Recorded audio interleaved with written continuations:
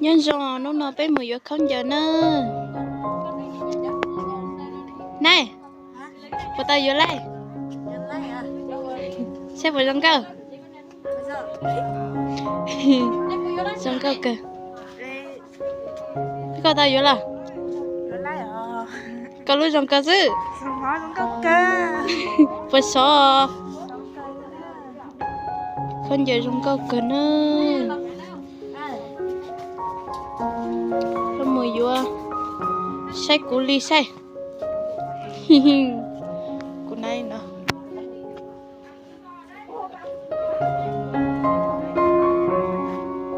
nhưng mà sai bị nó theo nó chỉ tôm mà giờ không giờ ná xứ nữa không giờ rong có cười ui cho chóng tôi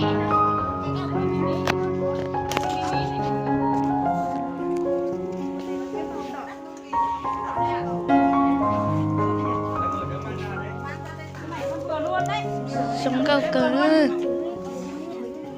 vô trí trâu cú tù nấu cho có tên nào chỉ đọc được này có chỗ bạc đấy nhá đây kìa có bạc thử à có thử bên này kia con lấy bạc thử đi sai xe cho con giờ nó sống cao cỡ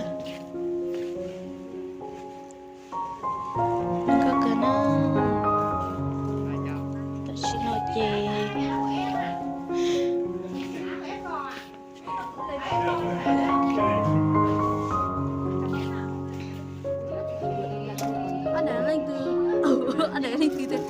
để từ trong cao được con nhớ tên luôn non người ta tổ sấy tia thì cũng làm mù trong đó tôi mình cũng tia chỉ sấy cho nó làm mù lại tốt nó đầy ơi nhưng mà chỉ có đầy có một con gì đầy có nhìn chỉ ta ốp sinh ta đầy có đây gì đầy có một con gì đầy có đi rong gì đầy tới có gì gió họ tay họ gió nhưng nó gió nữa nên giờ nó dân tơ thôi coi ví dụ giờ lúc đua hay giống con như thế đầy có chỉ rong cô yêu là sai rồi họ trách điều của chị mới nhỉ cô là trừ để tiên nó rồi đi xem thì tâm mà xỉ vô sụ đi coi nó chỉ lúc kia nó tôi có hủ xỉ một chỉ số à một gì hả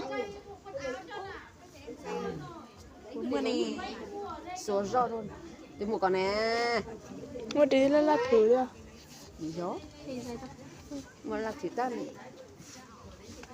có gọi cái thầu dù chi nãy đã chi là chứ một chỉ lông xíu lông cơ đây có xí ớt xanh á chỉ một chỉ xí số cái chỉ là tên gì dầu chỉ giống à cô chị phiếu à chỉ phiếu chỉ phì chỉ chúa chị phiếu tao chay chỉ chỉ ăn tao chơi chơi đã chỉ tiêu chỉ phì mà chủ tỉnh mà ai chị mới luôn phí cô liều chỉ mua tí liếc cá là phì không liếc cá thì phì không nó cũng lúc nó sao vậy ít luôn nó sao nè sai sao cả chị cái chị vô là chị vô à chị mình nhỉ chị mới như vậy của chị vô là một xe con mẹ không đấy à mẹ ôi giời ơi con làm cho mẹ hôm nay con đi giấy gì cho mẹ con hôm nay con đi quần nhé con đợi tí xem mẹ có tiền không con đi xem hàng của mẹ về mà không thấy về mẹ Đông cơ quen mẹ đấy này hàng đẹp giá cứ rẻ luôn nha cả nhà đấy xem mình thiếu lúc chọn nè thiếu lúc chọn nè nên thiếu cho á chứ đi có sai gì này thì nên thiếu cho nó nữa chọn đi con chọn đi chưa tay đồng với đi nhá con này quần không con dòng sư đi vào chọn quần đi con dòng thôi mà mẹ ơi sai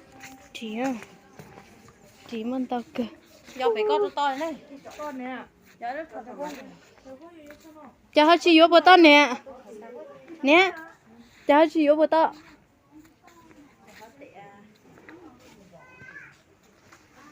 đã chỉ từ mua cô chị cô một thay cô sữa mà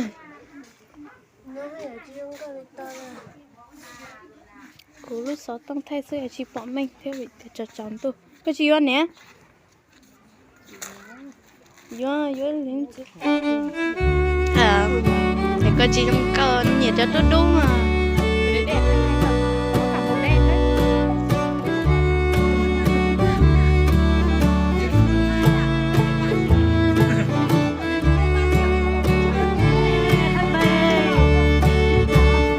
đấy mày đẹp trai hùng cao có lúc tôn giờ hùng cao có lúc trời cái này bao nhiêu đấy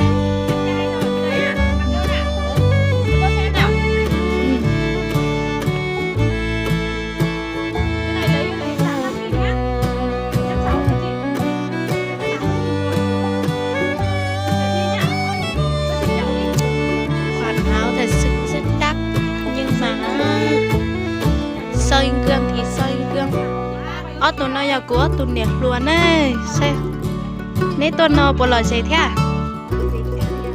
sai nó mà ôi chả nè nó có chi chim mà lúc này mà tôi vô con giờ tí nó thế nên chỉ cho cá thì ôi trái à thầy của xe ui nó có con giờ trong cái là đảo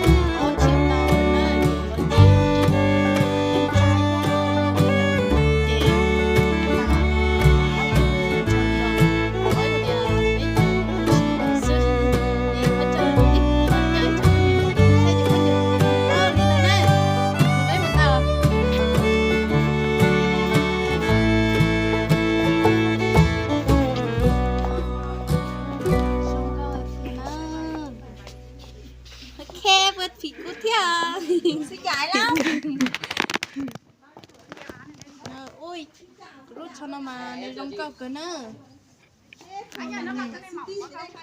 rút cho nó giống câu cơ của sai dúa thì xí mà của chim muốn nghe là chị của làm mới cho nó sạch chứ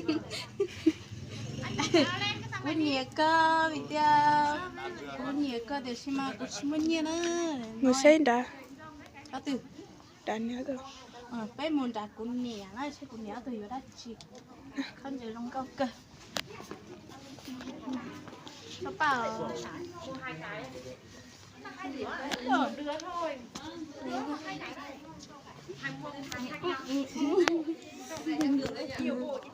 bà đâu rồi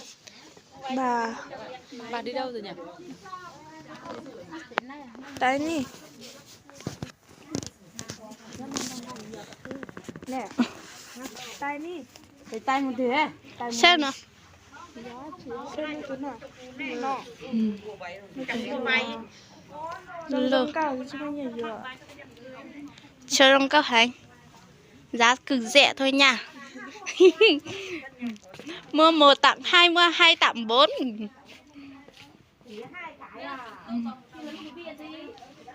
nhưng có cỡ cho con giờ nó mà cũng nhẹ hành đó chỉ mà cũng chỉ mua nhẹ dừa nữa chị cũng jelly sai sai sữa wow Các bạn nhẹ này. Nhẹ chi. Nhẹ mua là. Nhẹ mua từ là. Mua xe. Bây giờ khai của tan đi.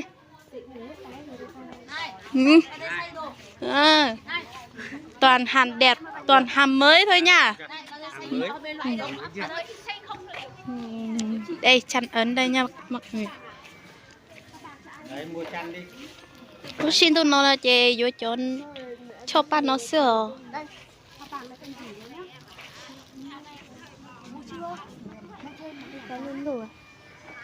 Đấy là chỉ vải của em à? Trông cao cỡ. Trông cao cỡ nữa. Nó nói chị bé mùi vô xôi giả sư. Thêm một nó phở sữa. Quay trực tiếp à? Không ạ. Đây, Đằng rông cái đấy hủ em đấy. Toàn em hạt đẹp nha. Toàn hàng đẹp thôi, với lại giá cực rẻ luôn nha cả nhà.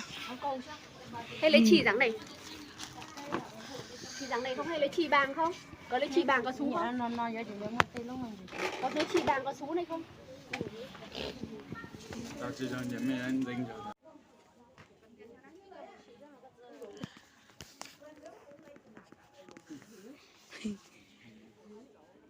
Mua quần cho bố.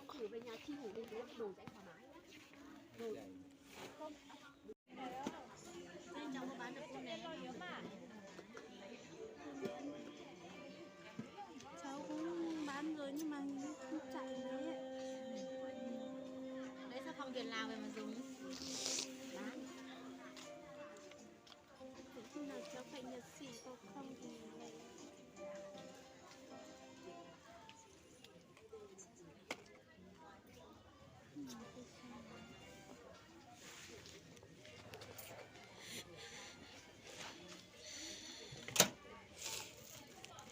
Này, cái ấy ở đây đâu nhỉ? Cái lọ tăm ở đây đâu nhỉ? Cái gì đây? quay về chị mới nhẹ lên này. Chị mới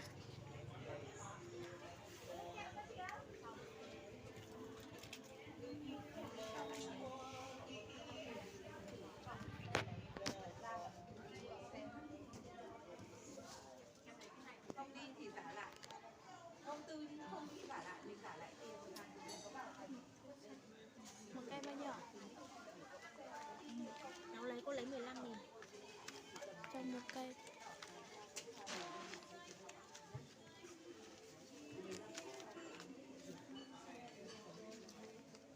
được cái nó chờ cái gì vào đó như tôi chọn lấy ra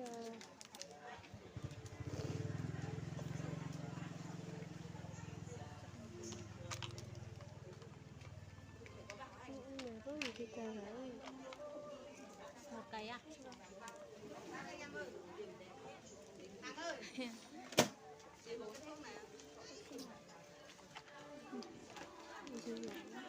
Hả? Một cái tóc hãy nè không tí ta.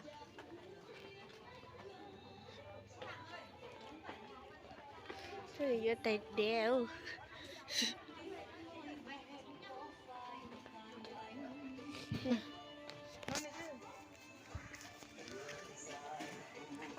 Nhân nè, cái có mưa. Nó còn tới phủ bên chỗ lo chắc cái mà. Cho nó. Chả đi vô thuần giản tao luôn đi. Cái có mưa nhẹ luôn đi. Nếu mà nhẹ. Mưa nhẹ ta chỉ mà cho bị cháyตัวซื้อ người ta cái gì thật thạo vô khâu vô giết tổ ong. Vô giết tổ ong ra. Giết tổ ong với mưa nhẹ. Ui dày đúng cơ. này cái này dây cái Đúng cơ cơ. Có vô khâu từ mẹ. Vô tổ ong sao. cười nhẹ từ này dây đó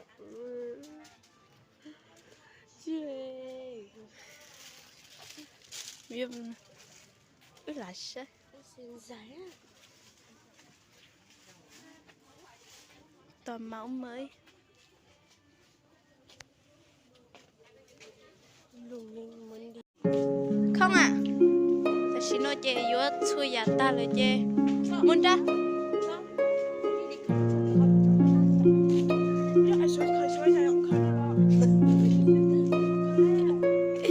ta xin nó vô xui giả ta muốn nó xui vô bài trí thế chỉ muốn gì vô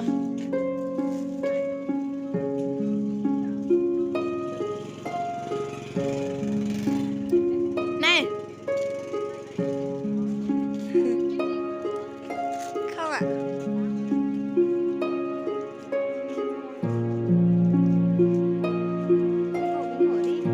chị mua mí nhuận nào chị tao mua mí nhuận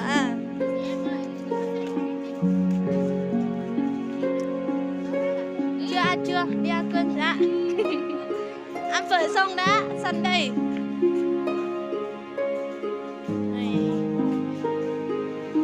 chúng có hành ơi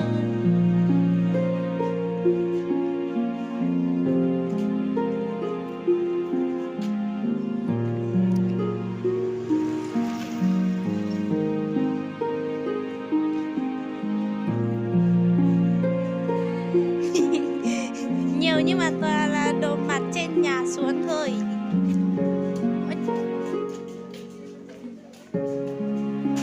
ta xin nói chém muốn lắm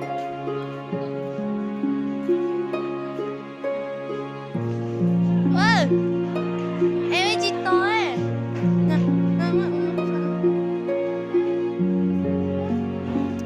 nó xuống ôi cha bé chỉ vô vô không chờ em cũng chia tụi tư lớn rồi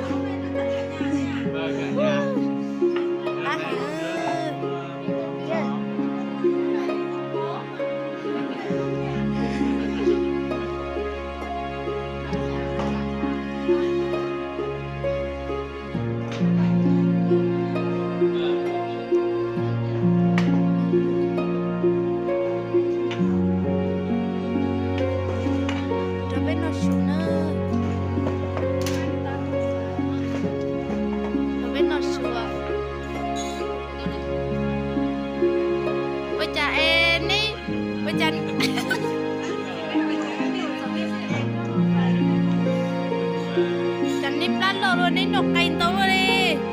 Cay sẽ cay hả cay? Cay đi giờ bây giờ luôn à? Bây giờ gì cũng mà